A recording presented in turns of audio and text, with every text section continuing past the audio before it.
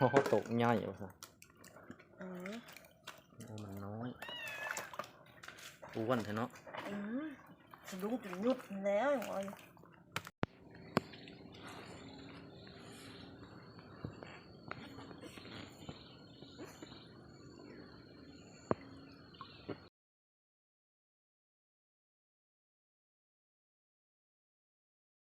เหลืองติดเงี้ยงอีกครับ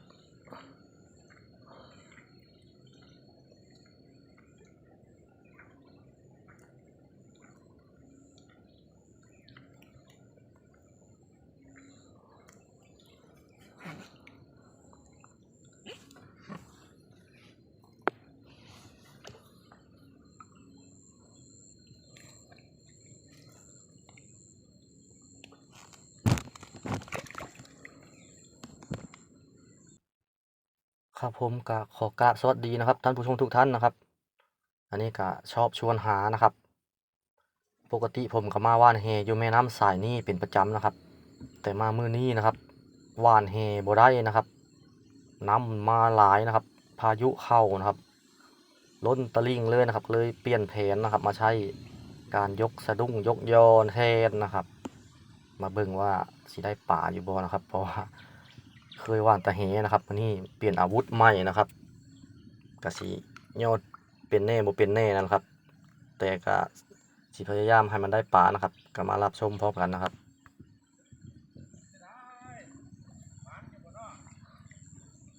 ปรากฏได้ปรากฏอัตราเสือเลยปรากฏถึง2 ตัวละปรากฏวันนี้ปรากฏในโค้งนี่เลยละก็เมื่อกี้นี้นะครับก็พอดีเซียนเบ็ดนะครับเพิ่นขี่มอเตอร์ไซค์มาด้านหลังนะครับเพิ่นมาทักทายนะครับเซียนเบ็ดปรากฏนะครับเพิ่นก็ว่าสิมาลงเบ็ดอยู่แม่น้ำนี่แหละครับแต่ว่ามันน้ำมันหลายนะครับก็เลยทักทายกันนะครับเพิ่นก็มาเป็นประจำนะครับหากินอยู่แม่น้ำสายนี้สายเดียวกันที่ผมมานี่แหละครับก็ผมก็ยกสะดุ้งไปเรื่อยๆนะครับเพิ่นก็หาเลาะ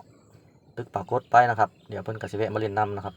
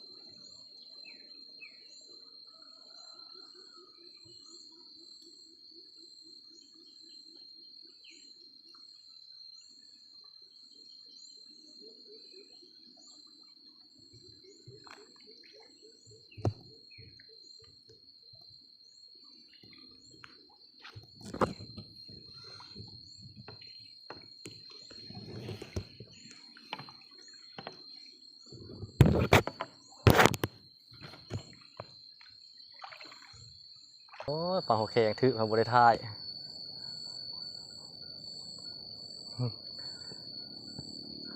นตกแดดออกบ้าน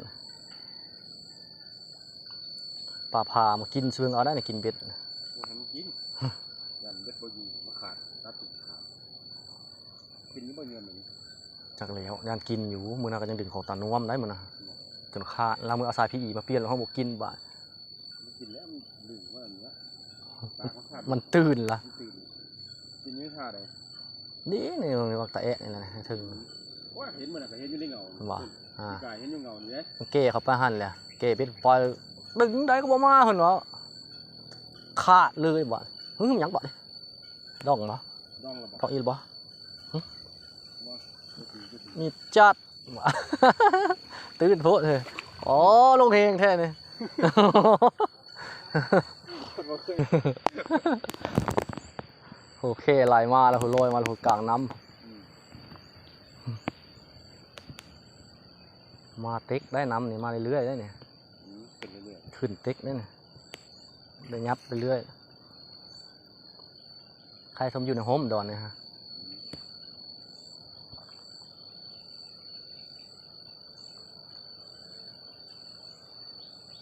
น้ำเป็นควันแบบนี้วะป่าใช่ไหมพร้อมน้ำควันนี่บ่ต้องน้ำจับจ้ามันสิมาถือ สามหมักนั่น มีจัด ถืออยู่เด้ ป่านว่าพอใช่เกาะกกไม้ลงทางหลังคันมันสั้นพวกสะดุ้ง คันมันสั่น มันเอาลงไปเงี้ยหลังจากนั้นนะครับเซียนเบ็ดเพิ่งกะมาย่อสะดุ้งน้ำนะครับแล้วเพิ่งกะลาจ้านะครับจากนั้นผมก็นำมาเบิ่งด้านล่างนะครับเพราะว่าจุดที่ผมตึกสะดุ้งนั้นมันตึกบ่ได้แล้วนะครับเพราะว่าน้ำมันขึ้นมาเรื่อยนะครับก็ลงมาเบิ่งอีกคนนึงตึกด้านล่างนะครับ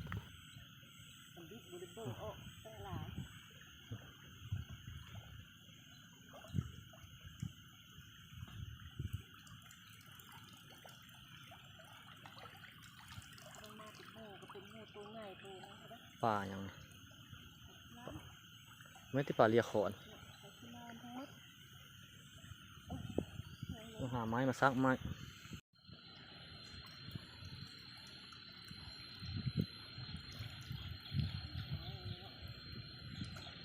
น้ำก็มาเรื่อยๆ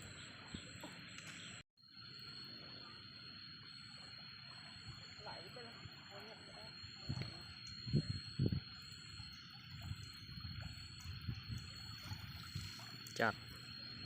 แม่มคาไม้เนี่ยมาจากปุ่งมาถือเขายับมาพูด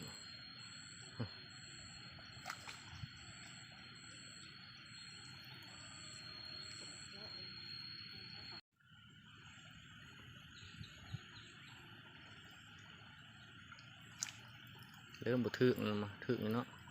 ปลาเรียกค้อนหลอดนะ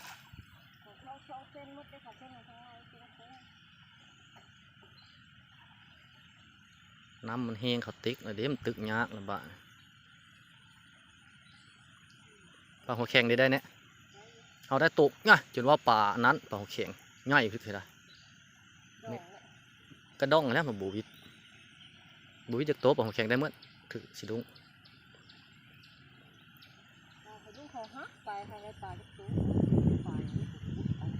ของลมค้ำแล้วได้สิพยายามมองนี่เนี่ยน้ำจะว่าท่วมแล้ววังอย่ามองจะเพียงโคโยดุปานนี่ถือเสยภาค2ภาค3โอ้ยตึกซะเดี๋ยวเพื่อนสิเวเอาบอกอันป่าวันกุขามเอาขึ้นเมื่อเลยมาใส่ตู้เย็นไว้เมื่อตายตุ่มถ้ามันเป็นขังใส่ท่อไว้ย่าเขาพูดกับเรื่องนี้ ก็วีออกไม้น้ำเครื่องเลยนะวีมาทางหลัง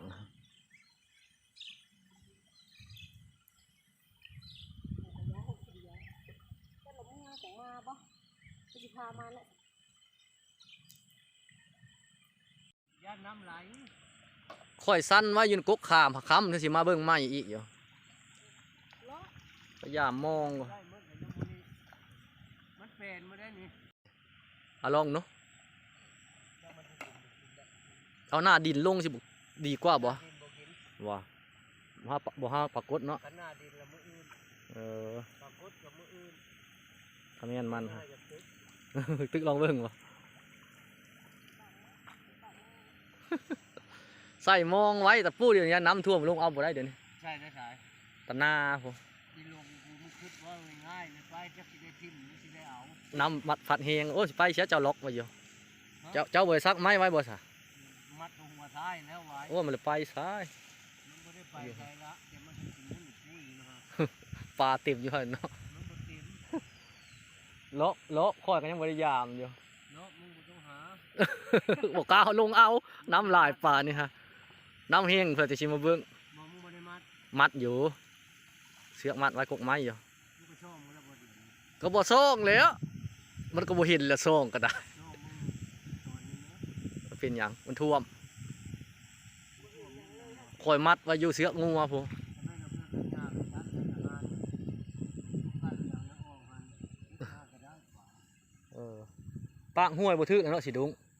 ดูมันก็มีบ่ดี โอ้ได้ลงน้ำคน น้ำมันก็เพิ่มขึ้นพุ่นแล้วมันเล่นได้มาข้าวหัว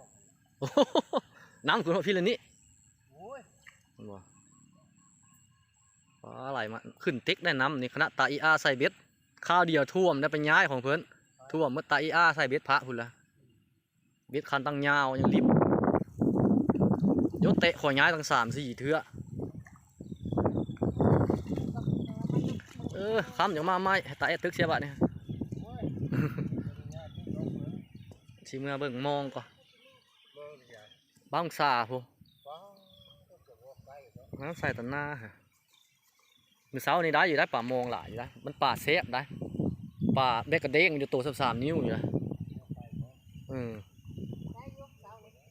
ได้อยู่ ตัวเล็กพ่อ บ่ได้เวะปลาเข็งไม่ไข่นี่เสียป่าให้เบิ่งหนู มันมีนะมันบ่ได้กินน้ำมัน บ่ได้มีบ่ได้ป่านะคุนะป่านะคุไว้ท่านใต้บ่ บารมีอย่างกัน ฮะ ลงมาเอาคันสิดุ้งคันสิดุ้งยัน เอายังบ่ได้ พาหนี ผู้สิดุ้งสังขึ้นอันนั้นแท้ที่แข็งแท้ อยู่ เดะแข็งบ่ กระจูดแต่นี่ก็ยังรู้ บ่ นั่นระเบิดเองขอยก็เลยเอ็น20ได้นะคะ เอ็น20เลยยัง เอ รู้ อนั่นแหละค่อยบ่เอาโดยนะคะเขาเป็นรู้นั่นแหละ นี่เสียป่าให้เบิ่งเสียป่าอีกกำอีกเกิมเป็นจังไดเบิ่งบ่แม่นบ่ป่าหมอตานขึ้นมาเบิ่งหนู แน่ใจจ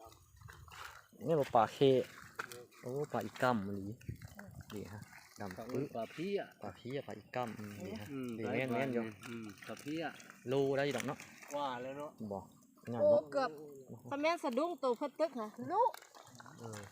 ป่าอี นั่ ก น ก แหละจะหาซื้อเมื่อวันพุธแต่ได้สะดุ้งนี่ฮะ ำไปเมื่อ ไป ค่ำละนี่เสียป่าอีกกำโอ้โหตกใหญ่ว่ะซะ อืม มันน้อยอ้วนเถอะเนาะ อืมสะดุ้งจนยุดแล้วอย่างไรคอมเมนต์ของเพื่อนหารู้เพราะว่าสะดุ้งอินมันหยอง ปลากดบ่ได้จ้ะ